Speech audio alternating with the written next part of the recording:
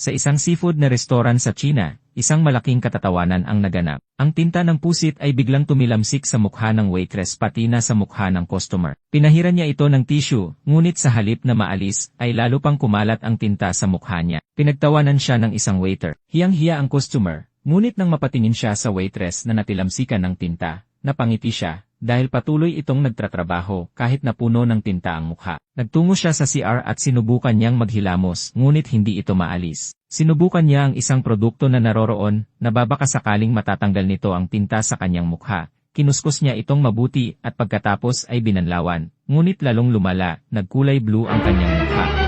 Oh no! Binasa niya ang label, ngunit di niya ito maintindihan. Nang mapatingin siya sa waitress, laking tawa niya dahil ganun din ang nangyari dito, na kulay blue din ang mukha nito. Lumapit ang waitress sa kanya, at bigla na lang inagaw ang produkto. Sabay sabi, Akala ko ako lang ang tanga dito, dalawa pala tayo.